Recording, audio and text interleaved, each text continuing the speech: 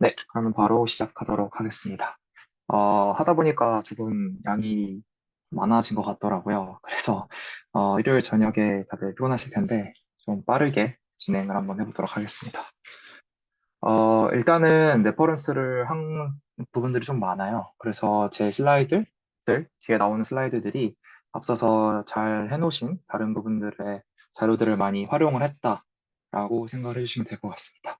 그래서 추후에 본 발표 이후에도 자세한 내용을 알고 싶고 디테일한 내용을 알고 싶다고 하시면 제가 링크를 다 달아놨기 때문에 링크 타고 들어가셔서 보시면 될 것 같습니다. 네, 그래서 일단은 기본적으로 저희 이번 발표의 목적과 이제 내용들을 간단하게 정리해 드리면 크게는 이제 좌측에 보이는 이 모델 피팅이랑 그다음에 이제 포인트 클라우드 피처스 이 두 가지로 나눠진다고 보시면 되고요. 어, 제 마우스가 보이시나요? 네, 네. 예, 그래서 모델 보입니다. 피팅이랑 네, 포인트 클라우드 피처스로 나눠진다고 보시면 되고 세부적으로는 이제 리스트 스퀘어 스피팅, 하프 트랜스폼 그리고 란사 이제 모델 피팅 파트에서 볼 거고 포인트 클라우드 피처스에서는 디텍터랑 디스크립터 파트를 보게 될 예정입니다. 그래서 개별적으로 이제 뭐 리스트 스퀘어의 뭐 한계가 뭐였고 그것들을 어떻게 다른 모델 피팅 방법들은 해소하려고 했는지 그리고 뭐 2D랑 3D의 리스크 코너 디텍터들은 어떻게 다른지 그리고 이런 것들을 표현하는 이제 방식들의 차이들은 무엇인지 이런 것들을 좀 같이 살펴보는 시간이라 이해하시면 될 것 같습니다. 그래서 본 파트에 이제 제가 주로 보고 있는 교재 에서는 왜 모델 피팅이 필요한지를 다음과 같이 설명을 하더라고요. 뭐 바닥과 같은 아웃라이어를 제거를 하면 좀 더 효과적으로 저희가 보고 싶은 영역을 더 집중해서 볼 수 있으니까 모델 피팅이 필요하다라고 이제 전개를 진행을 하는데 사실 뭐 SQL을 비롯한 모델 피팅은 뭐 이 분야 말고도 엄청난 다양한 분야에 쓰이죠. 뭐 금융 분야도 쓰이고 다양한 분야에 쓰이는데 본 교재에서는 이런 이유 때문에 쓴다라고 이제 시작을 했다라고 이해해 주시면 되고 그래서 저희 교재에서는 이제 앞서 말씀드린 리스트 스퀘어, 허브 트랜스폼, 란서 이렇게 예시를 들고 있고요. 좌측에 있는 리스트 스퀘어가 이제 인라이어스에 좀 강건하게 작동을 이제 잘 못한다고 합니다. 그래서 이제 이 이미지를 이게 그 로버스트 할 때 이렇게 나오는 거고 실제 이제 나이브한 리스크는 이렇게 나오지가 않게 되는데 이제 그런 부분들에 대한 설명을 제가 드릴 거고 그 다음에 저프 트랜스폼이랑 란삭을 이들이 왜 라울라에 강건한지에 대해 설명드릴 방향으로 진행하겠습니다.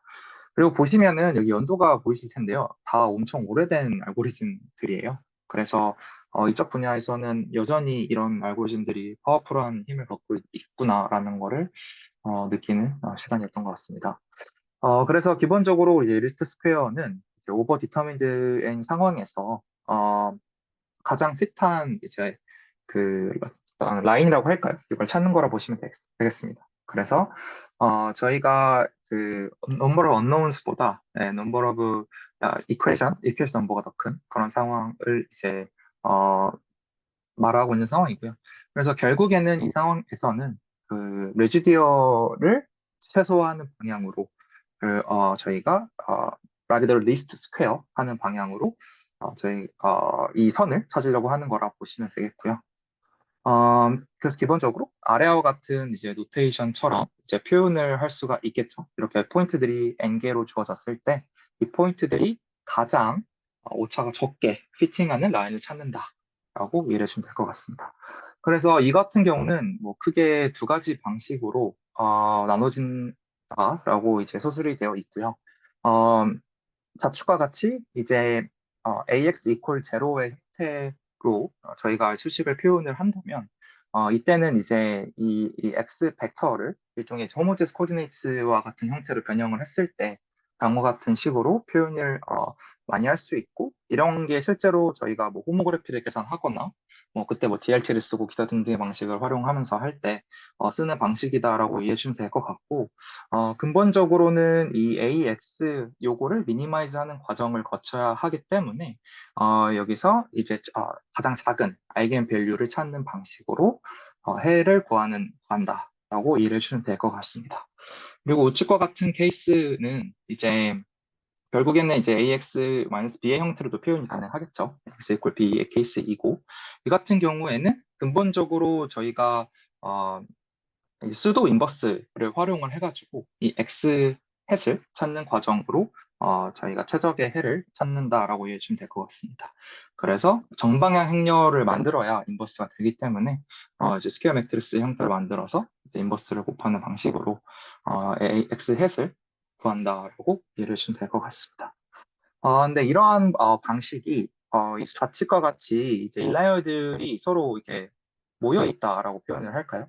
인라이어, 네. 그러니까 이제 점들이 서로 어느 정도의 균일한 관계를 보이고 있을 때 굉장히 잘 표현이 되는데 단 하나의 아웃라이어만 이제 생기게 되더라도 이 아웃라이어의 영향이 굉장히 크게 영향을 미치게 되고요. 이런 부분들을 이제 해소를 해야 되기 때문에 이제 로버스트한 방식들이 이제 필요해졌다라고 이해해 주시면 될 것 같습니다. 그래서 이제 로버스트하게 하는 방법들이 이제 뭐 여러 가지가 있겠는데요. 그중에서도 일단 그 리그레션 방법을 저희가 좀 다른 방식을 활용하는 것도 하나의 방법이 될 수 있습니다.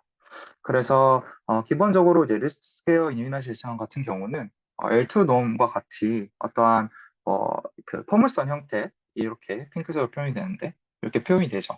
그래서 아웃라이어의 값이 어떠한 제곱의 형태로 표현이 될 수가 있기 때문에 더 값이 뻥튀기 되는 현상이 발생을 할 수가 있고요. 이러한 것들을 이제 개선하기 위해서 뭐 에런놈, 뭐 이런 직선의 형태를 활용을 한다든지 이 갈색과 같은 직선의 형태를 활용한다든지 아니면 뭐 카우치나 후버 등등의 다양한 이제 리그레션 방법들을 활용을 할 수가 있다라고 하고 실제로 이러한 방법론들이 뭐 슬램 백엔드 이런 부분에서 좀 더 다양한 방식들로 이제 활용이 되고 이제 연구가 되고 있다고 이제 알고 있습니다. 음, 네, 그런데 이제 이러한 앞서서 말씀드린 뭐 카우치나 후버나 이러한 방식들이 이제 리니어하지 않는 방식이 되기 때문에 이 과정에서 결국에는 이제 파셜 데리베티브를 활용을 할 수밖에 없게 되고요. 그러다 보니까 자연스럽게 이 최적화를 이터러티브하게 하는 방식들, 가우스 뉴턴이나 뭐 레벤버그 마커트 방식이나 뭐 이런 등등의 방식들이 이제 필요로 따진다라고 이해해 주시면 되고 이 부분에 대한 자세한 내용은 저희 슬램 KR에도 잘 정리가 되어 있는 걸로 알고 있는데 그런 부분들을 추가로 참고해 주시면 될 것 같습니다. 그 다음에는 이제 허프 트랜스폼 부분이고요. 기본적으로 저희가 익숙한 거죠. 오픈 CBI 처음에 공부 시작하면은 또 직접 해보는 것 중 중에 하나라고 보시면 되겠는데, 뭐 라인 디텍션을 할 때 뭐 이렇게도 하고, 뭐 서클 디텍션 할 때 이렇게 호출을 해서 함수를 저희가 이렇게 원과 직선을 이제 알아내는데, 이 허프 트랜스폼이 이 저희가 지금 모델 피팅 부분을 보고 있는 거잖아요. 그래서 모델 피팅에서 이제 어떻게 활용이 될 수 있냐를 보면은 기본적으로 이 허프 트랜스폼 자체가 이 어떠한 포인트들이 있을 때 여기 왼쪽에 있는 직선들을 가장 잘 표현되는 거를 이제 보팅하는 방식으로 찾는 과정이기 때문에 이것이 모델 피팅에서도 활용이 된다. 그 개념으로 우리가 이해할 수 있다라고 이해하시면 될 것 같고 보다 자세한 내용을 보면은 어, 이거는 이제 아래에 있는 이제 강의 자료를 이제 가져온 걸 보시면 되겠고요. 기본적으로 결국에는 이 포인트들이 굉장히 노이즈하고 스팔스하기 때문에 저희가 이러한 어떠한 데이터들을 봤을 때 이 데이터가 어떤 데이터인지를 뭐 선이면 선, 원이면 원 이런 거를 이제 말 그대로 피팅하게 찾고 싶기 때문에 이때 이제 허프 트랜스폼을 활용을 한다라고 이해해 주시면 될 것 같고 기본적으로 이제 허프 트랜스폼이 하고자 하는 것은 이런 어떤 포인트들이 있고 그 중에 이제 x, y라는 어떤 점이 있겠죠.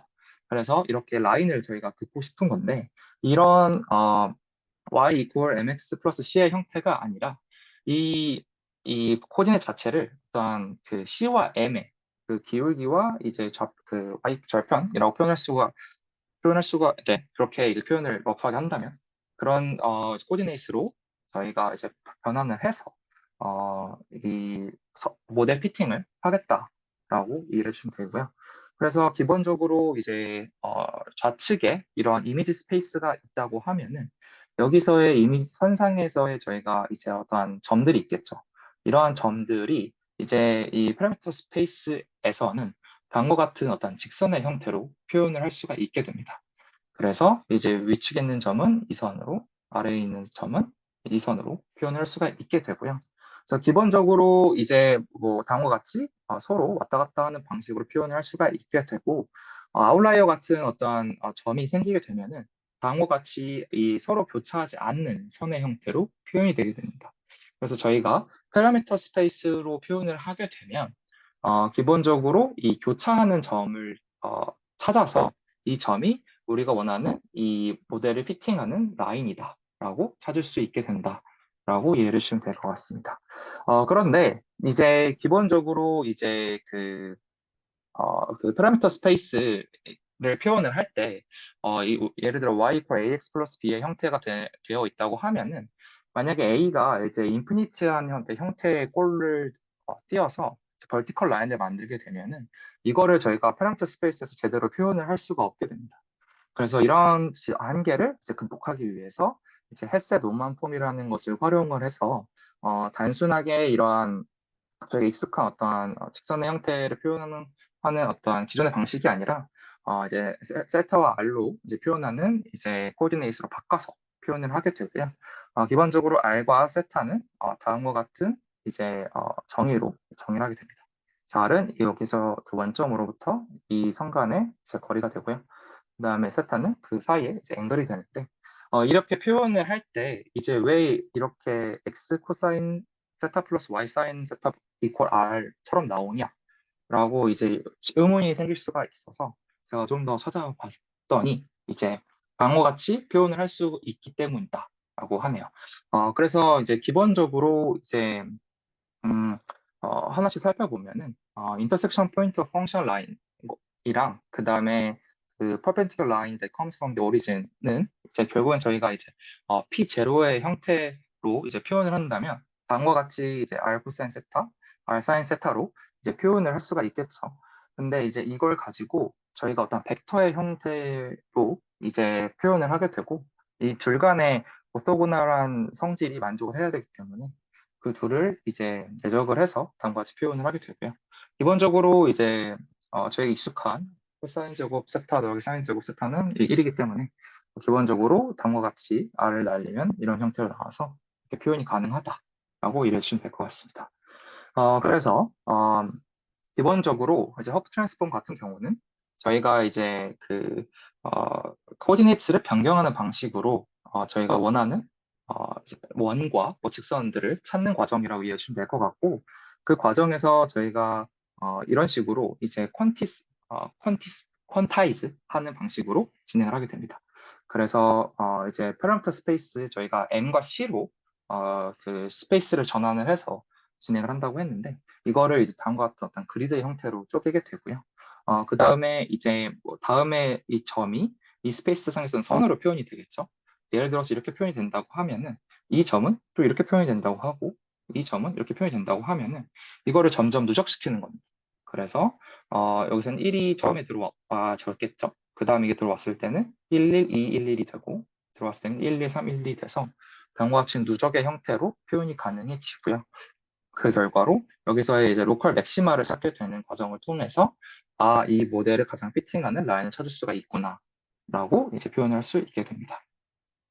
그래서 실제로 그 결과를 보면요. 다음과 같이 이제 결과가 나온다고 볼 수가 있고요. 보시면은 이제 저희가 이제 변환한 스페이스에서 표현이 되는 애들을 이제 교점이 이제 여기에 선이 된다고 했으니까 그것들을 이렇게 예시로 보여주는 그림이다. 라고 이해해 주시면 될 것 같습니다. 왼쪽은 좀 더 단순한 케이스고, 우측은 좀 더 복잡한 케이스라고 보시면 될 것 같아요. 그리고 저희가 이제 맨 처음에 이제 뭐 CB2 하면서 라인도 봤는데, 서클도 할 수 있는 걸 알고 있잖아요. 그래서 서클도 퍼프 트랜스폼에서는 어떻게 하는지를 한번 살펴보면요. 서클 같은 경우는 저희가 모르는 게 이제 세 가지가 된다고 할 수 있겠죠. 이 중심의 좌표랑 그 중심 좌표와 이 모델이 피팅하고 있는 이 원의 그 반지름, 죄송합니다. 반지름, 이 모른다고 할 수가 있고, 좀 더 쉬운 방식을 먼저 생각을 하기 위해서 반지름이 고정이 됐다라고 알고 있다 가정을 하고 시작을 하면은 저희가 다음과 같이 똑같이 패러미터 스페이스에서 표현을 할 수가 있게 됩니다. 마찬가지로 이제 점은 우선 원의 형태로 표현이 되게 되고요.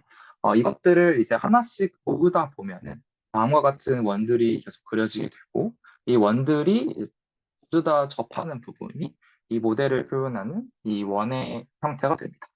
그래서 이제 이 저희가 반지름을 알고 있다고 가정을 해서 반지름을 다음과 같이 작은 반지름을 줬을 때는 이제 이런 식으로 표현이 되는 걸 볼 수가 있고 큰 반지름을 줬을 때는 우축처럼 표현이 되는 것을 볼 수가 있고요. 이러한 서로 이제 교점이 되는 부분이 이 원들을 표현하는 것이다 라고 이해해 주시면 될 것 같습니다. 그리고 만약에 저희가 레디우스 자체도 모른다고 가정을 하게 되면은 결국에는 저희가 그 축이 하나가 더 늘어나게 되는 셈이고요. 축이 하나가 더 늘어나는 셈이고 축이 늘어나는 과정에서 이 점은 다음과 같은 원뿔의 형태로 표현이 되게 되는데 이렇게 되면은 이제 이 원뿔들의 교점을 구하는 과정이 굉장히 어렵게 됩니다. 그래서 이제 허프 트랜스폼 같은 경우는 점점 차원이 고차원이 될수록 드라마틱하게 연산이 어려워지는 문제들이 발생을 해가지고 보시는 것처럼 less than 3 unknown parameter 할 때 잘 작동을 한다라고 이제 본 교재에 설명이 되어 있습니다. 그래서 이제 간단하게 정리를 하면요.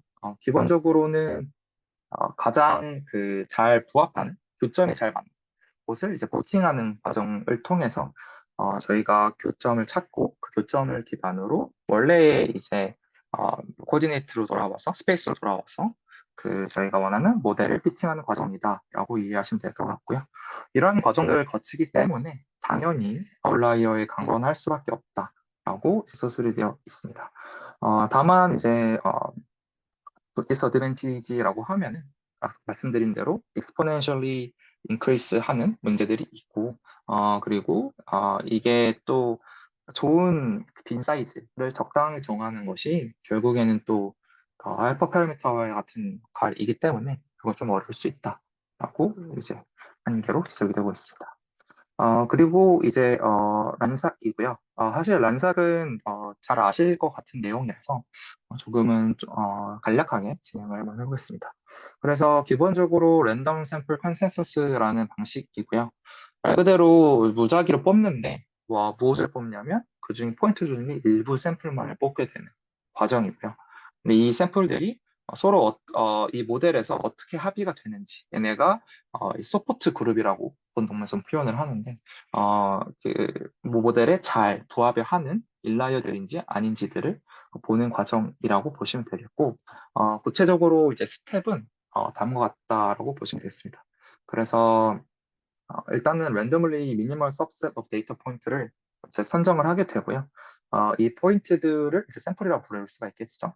그다음에 이 샘플들을 가지고 저희가 어떤 특정한 distance threshold t를 정하게 되고요. 거기 그 t 안에 부합하는 이제 서포트 이제 셋을 저희가 찾게 됩니다.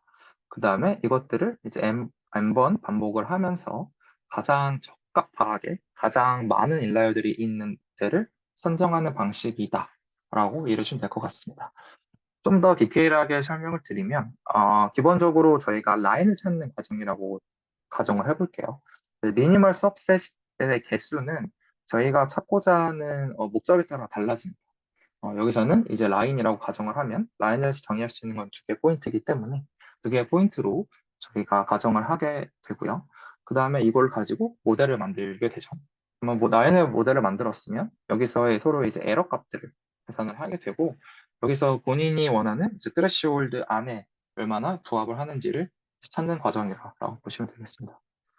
그리고 이것들을 계속 반복을 하면서 가장 일라이어들이 많이 있는 것을 찾는 과정이다라고 보시면 될 것 같고요. 기본적으로 앞서서 말씀드렸던 큰 스텝을 다시 한번 정리한 슬라이드라고 보시면 될 것 같고, 기본적으로 저희가 여기서 결정할 수 있는 파라미터들은 저희가 몇 개의 포인트들을 뽑을지, 그 다음에 우리가 몇 포인트를 가지고 모델을 만들었을 때 거기서 정하는 트레시홀드를 몇으로 할지, 그리고 이거를 몇 번 반복할지, 세 가지라고 보실 수 있고, 기본적으로 라인에서는 두 개라고 말씀을 드렸고, 호모그래프에서는 뭐 네 개와 같은 미니멈 넘버로 정할 수가 있게 되고요. 디스턴스 트레시홀드 같은 경우는 기본적으로 이제 뭐 경험적으로 찾아지지만 뭐 그 스탠다드 디비에이션의 어떤 뭐 가중치 정도의 차이로 이제 보통 찾는다고 하고요. 그 다음에 넘버 오브 샘플스 같은 경우는 저희가 이제 사실 이것도 태스크마다 저희가 일일이 좀 찾아야 되는 부분인데 보통 1번, 8번을 하고 20번까지 하는 그런 모습을 보인다고 합니다.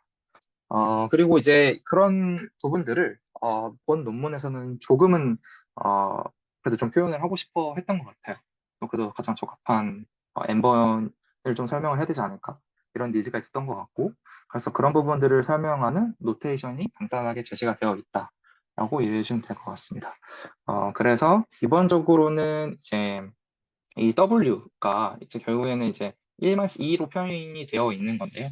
본 교재에서는 이제 1-2가 그대로 들어가 있는 걸로 기억을 하고 있고, 이제 E는 여기서 이제 probability that point is an outlier. 그러니까 이제 아웃라이어일 확률이라고 보시면 되겠고, 그거를 이제 뺀 거니까 이제 인라이어일 확률이겠죠. 그것들을 이제 저희가 S개의 포인트들을 이제 뽑기 때문에 다음과 같은 표현으로 표현을 하게 되고, 어, 이것들을 저희가 이제 N번 시도를 하게 되는 과정을 통해서, 어, 1-P와 같은 형태로 이제 표현을 하게 되는데, 여기서 P는 이제 결국에는 at least one of the random samples of S point is a free from outlier. 그러니까 결국엔 저희가 이제 이제 구하려는 이제 N을 구하기 위해 임의로 정한 P라고 이해하시면 될 것 같고요.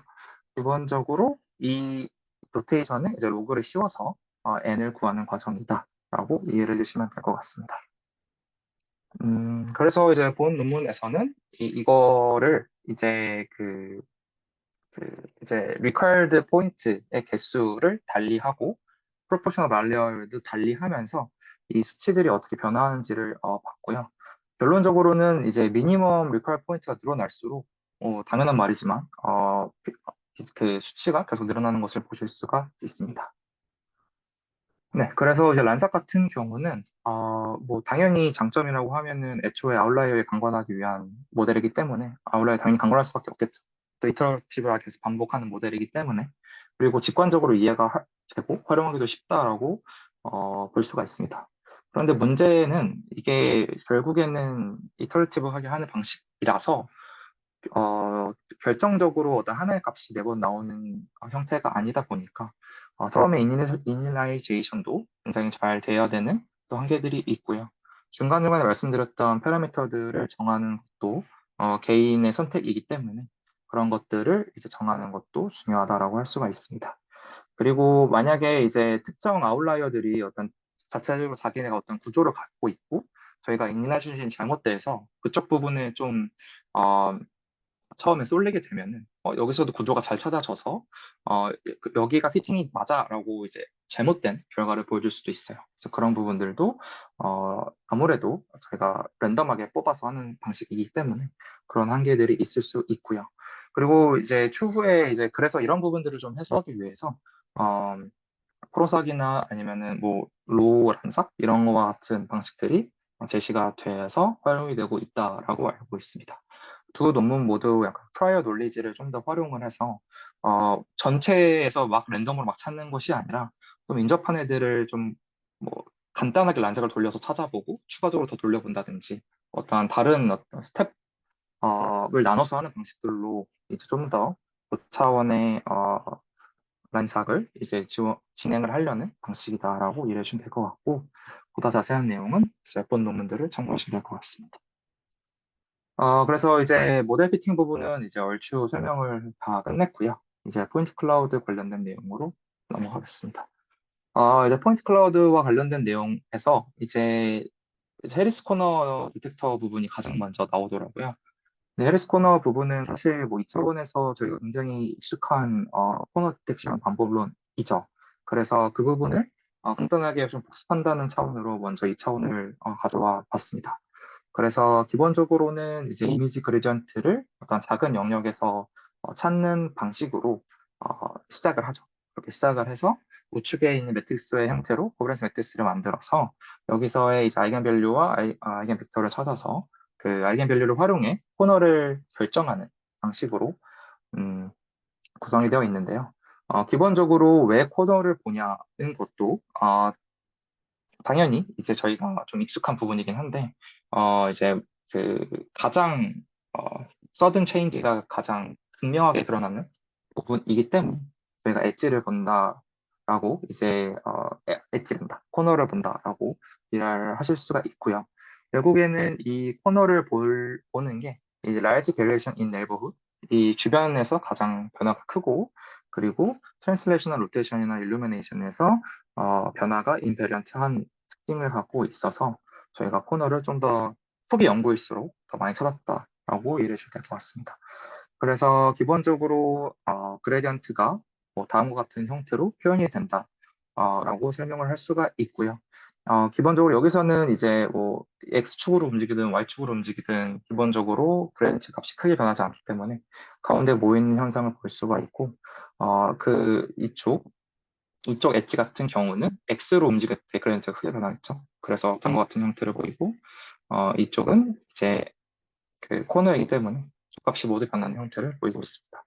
그래서 이런 것들을 이제 표현을 하기 위해서 다음과 같은 이제 에러 펑션을 정리를 해서 저희가 값을 찾게 되고 코너를 찾게 되고요. 코너를 찾는 과정에서 기본적으로 이 인텐시티의 차이를 기반으로 찾는다라고 이해를 주시면 될 것 같습니다. 이 윈도우 펑션 같은 경우는 기본적으로 바이너리나 아니면 가우시안과 같은 형태로 저희가 보통 활용을 합니다. 그래서 이렇게 에러 펑션을 구할 수가 있게 되고요.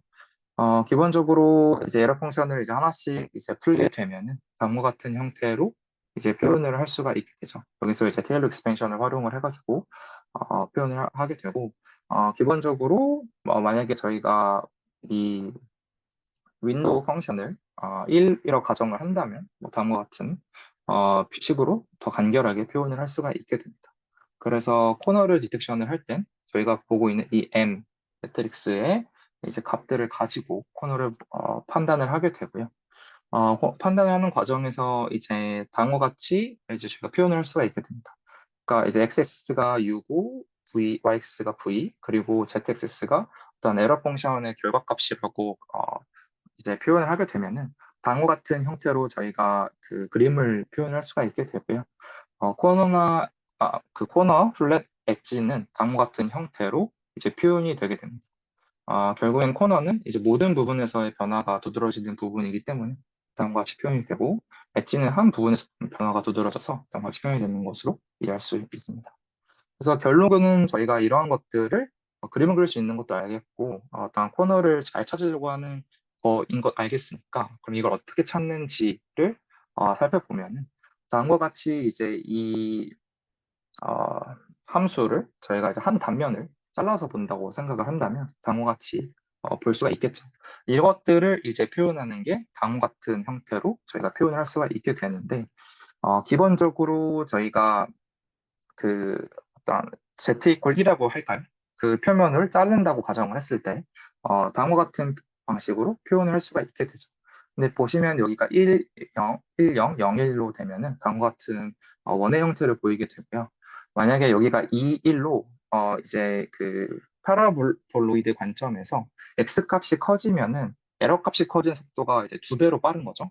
그렇게 되면은 이제 다음과 같은 형태로 이 x 값이 이제 작아지는 형태를 보이게 되고요. 그 반대로 y쪽은 그 반대 형태를 보이게 됩니다.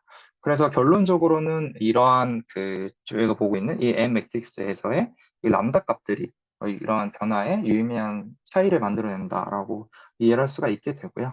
그래서 이것들을 좀 더 제너럴라이즈 해서 이해를 한다면 다음과 같은 이제 아이겐 벡터들과 그 다음에 아이겐 밸류 그리고 똑같이 이제 그거에 트랜스포즈 된 것들을 가지고 저희가 그 SVD로 나눠서 이제 계산을 할 수가 있게 되고, 어, 기본적으로 이제 이 아이겐 벡터 요 애가 아이겐 밸류 얼만큼 얘가 그 가고 있는지를 보여주는 노테이션 형태로 저희가 표현을 할 수가 있게 됩니다.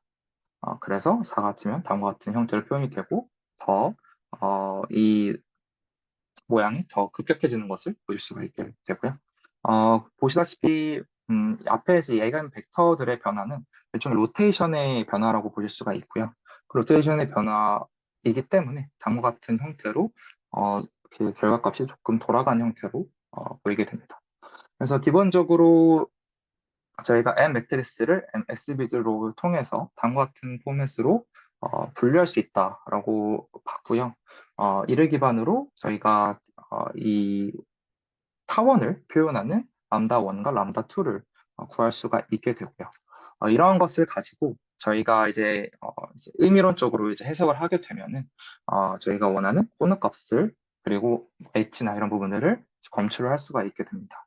그래서 기본적으로 그 람다 1과 람다 2의 값이 적을 때는 다음과 같은 플랫의 형태를 보이게 되고 한 축이 클 때는 이러한 형태의 이제 엣지가 보이게 되고 둘 다 크면 코너 형태를 보이게 되고요. 이것들이 이제 뭐 당연히 여러 가지 이제 스코어를 나누는 방식들이 있어서 이것들을 표현하는 방식으로 다음과 같이 이제 표현을 할 수도 있습니다.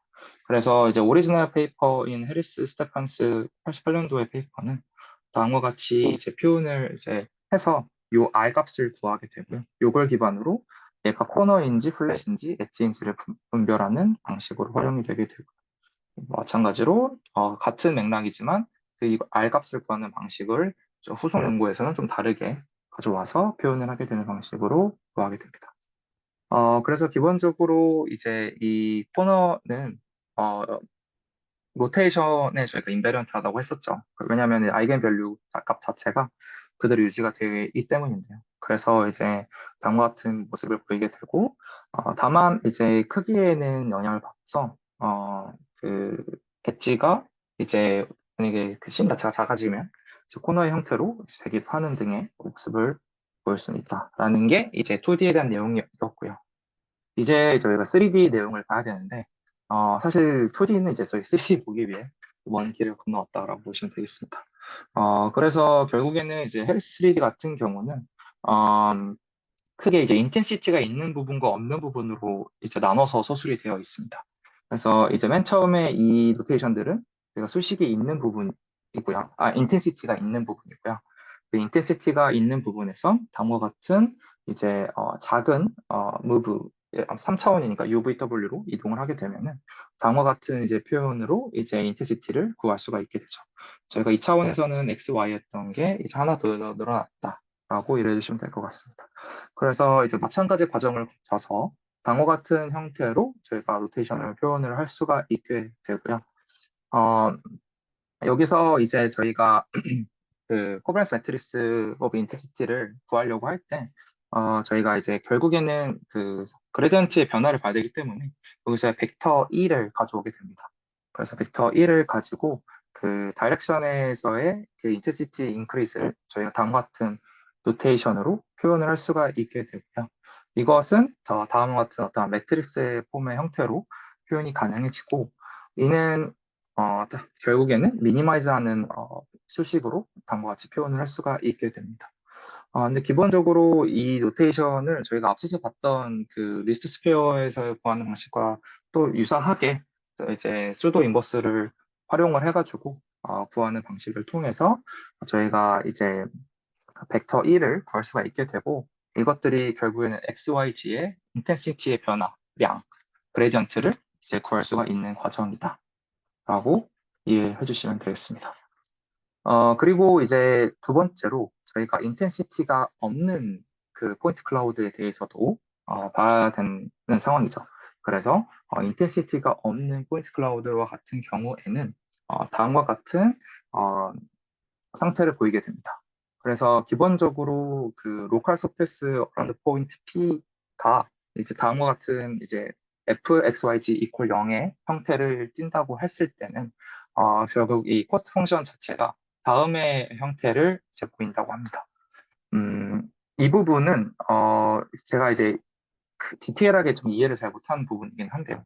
인텐시티의 차이로 인해서 이제 로테이션이 이렇게 변화하는 부분의 연결고리를 제가 조금 이해를 못했는데 만약에 이제 이렇게 표현이 가능하다고 하면은 저희가 이제 그 first order approximation 과정을 통해서 근사한 수식으로 표현을 할 수가 있게 됩니다.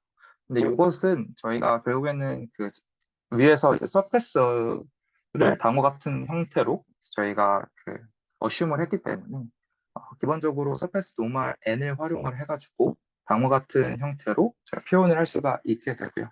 결론적으로 결과값은 기존에 저희가 익숙한 형태와 굉장히 유사하게 나옵니다.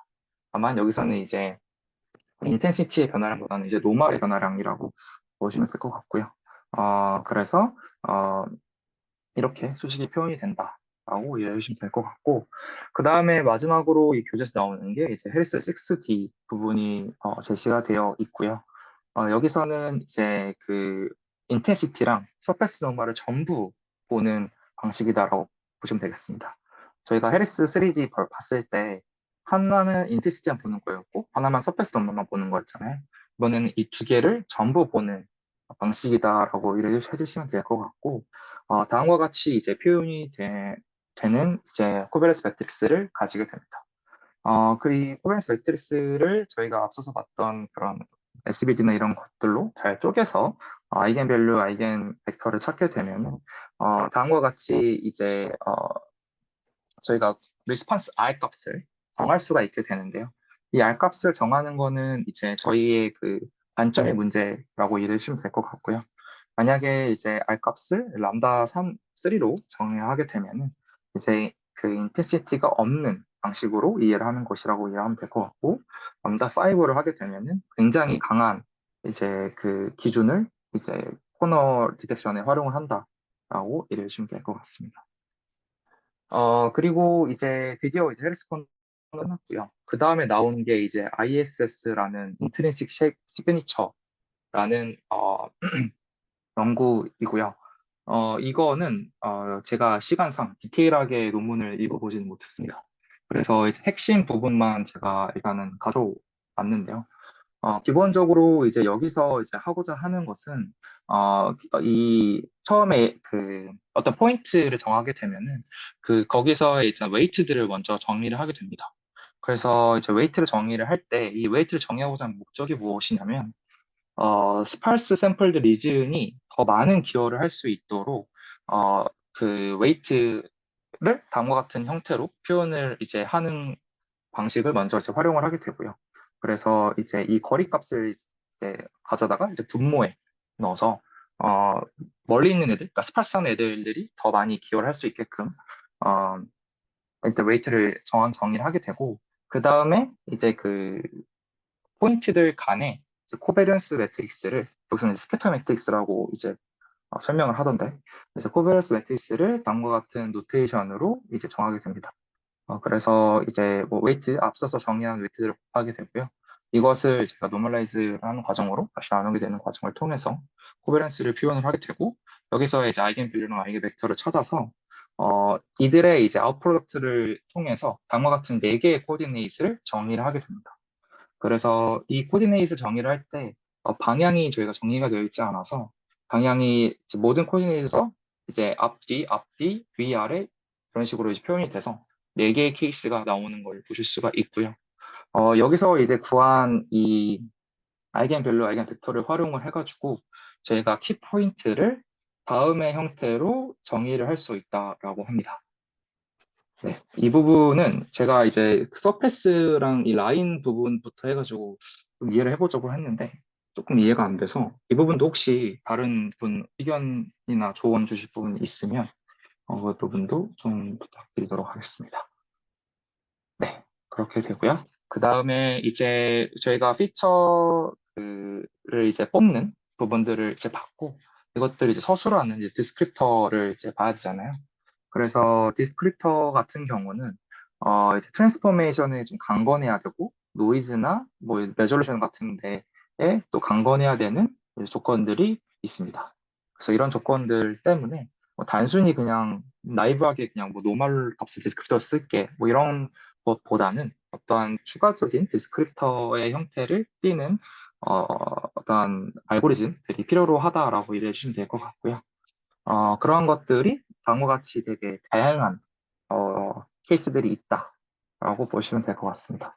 그래서 보시면은 크게는 타입이 로컬과 글로벌로 나눠지는 것을 보실 수가 있고, 어, 본 교재에서는 대부분 로컬 부분에 대한 내용만 서술을 되어 있고요. 좀 더 뭐 ICP나 뒤쪽으로 가게 되면 좀 더 다른 부분들이 나올 수도 있지 않을까 생각을 하고 있습니다. 그래서 일단은 이제 피처 디스크립터 이제 파트를 설명한 부분에서는 크게 이제 히스토그램 베이스랑 시그니처 베이스 이렇게 크게 두 가지로 나눠서 서술을 하고 있고요.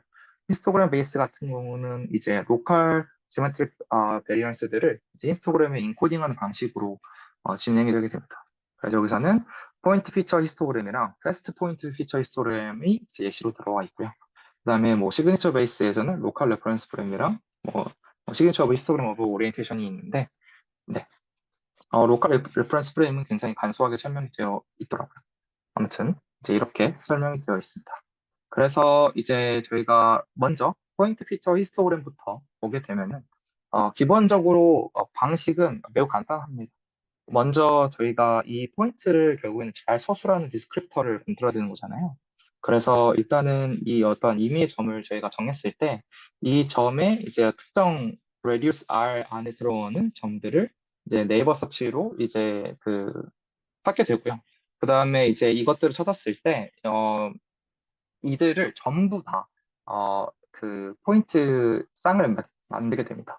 포인트 쌍을 전부 다 만들게 되고 이 포인트 쌍을 만들었을 때 이 포인트들 간에 L1, N2 그를 이제 벡터를 만들게 되고요. 앞서서 그 전 발표에서 보여주신 그 PCA 통해서 만드는 L1, L2라고 이해하시면 될 것 같고 그렇게 해가지고 저희가 만들게 되면은 기본적으로 다음과 같은 이제 수식들을 이제 정리를 하게 됩니다. 또 하나씩 좀 설명을 드리도록 하겠습니다. 그래서 처음에 이제 저희가 뭐 PS라는 점이 있고 이 점의 어떤 원 안에 있는 점들을 저희가 계속 다 정해서 페어를 만든다고 했죠. 그 중에 하나를 이제 PT라고 이제 가정을 해보겠습니다. 이렇게 되면은 일단은 이제 하나의 저희가 벡터, 벡터를 하나 구한 게 있죠. 이 점에서 구한 게 이제 U라고 저희가 표현을 한다면은 이제 V 같은 경우는 이 벡터와 이 벡터의 이제 외적으로 표현을 할 수가 있게 됩니다. 그래서 다음과 같은 노테이션으로 표현을 할 수가 있게 되고요. 마찬가지로 이 더블 벡터 또한 이 벡터와 이 벡터의 외적으로 표현을 할 수가 있게 되죠. 그래서 이제 UVW를 표현을 이제 했고, 그러면 이걸 가지고 이제 저희가 그 우측에 있는 이 포인트도 이제 표현을 이제 하고자 하는 건데요. 이 포인트를 이제 표현을 할 때 이제 이제 알파 이퀄 이제 V와 이제 NT를 내적하는 방식으로 표현을 하게 되는데 기본적으로 얘네들은 다 노멀 벡터 이제 크기가 다 1이기 때문에 이 밑에 분모값이 다 결국은 사라지는 거죠. 그래서 결국에는 이 A랑 B의 벡터, 그러니까 V랑 NT의 벡터를 내적을 하면 이 사이에 이제 저희 코사인 알파 값을 알 수 있다라고 이해를 할 수가 있게 되고요. 마찬가지로 이제 이 파이, 피도 다음과 같은 형식으로 표현할 수가 있게 되고 이거는 이제 D가 뒤로 왜 나누냐? 마찬가지로 이제 크기 1로 만들어내기 때문에 이 둘 사이의 거리가 이 D와 같은 D로 표현이 되어 있어서 D로 나눈다고 보시면 됩니다. 그래서 이 둘의 내적으로 똑같이 이제 각을 구하게 되고요. 마찬가지로 이것들을 활용을 해가지고 최종적으로 이제 이 세타의 각을 이제 구하게 되는 과정이다. 라고 이해를 해주시면 될 것 같고, 이 각을 구할 때 저희가 아크탄젠트를 활용을 하게 되죠. 그래서 이런 것들을 이제 가지고 이 네 개의 정보들을 가지고 그 포인트들을 이제 표현하는 방식을 활용을 하게 됩니다. 근데 이제 이 네 개의 점들을 이제 볼 때 이제 노테이션이 조금 변화가 있어요. 이게 좀 제가 뭐 여러 자료를 좀 섞다 보니까 노테이션 좀 변화가 있어서 다음과 같은 노테이션으로 봐주시면 될 것 같고 요것들을 이제 바이너리한 어떠한 히스토그램 형태로 제가 저장을 하고자 합니다. 그래서 다음과 같은 스텝과 이제 2의 i-1승의 형태로 이제 표현을 하게 되는데요. 여기서 이제 재밌는 것은 이 D가 사실은 저희가 뷰포인트에 인베런트한 것을 가지고 싶기 때문에 사실상 좀 활용이 잘 안 된다고 이제 설명이 되어 있고요. 후속 연구인 그 FH, 이 Fast Point Feature Histogram, 요거 같은 경우는 아예 이 D를 없앴습니다. 그래서 이 세 가지로만 표현을 하는 방식으로 진행을 하고 있는데요. 일단은 그렇게 이해해 주시면 될 것 같고, 그래서 이제 기본적으로 요것들이 이제 하는 이제 각자의 역할들이 이제 하나의 피처, 이 F2 같은 경우는 말 그대로 디스턴스를 담당하는 애였고, 말씀한 대로 이제 없어졌다고 말씀드렸고, 그다음에 그 세 개의 피처 같은 경우는 이 각의 이 변화를 표현하는 피처들이다라고 이제 이해를 해주시면 될 것 같습니다. 그래서 이 각 개별 각각마다 이제 각자 가지고 있는 트레시홀드들이 다 조금씩 달라요.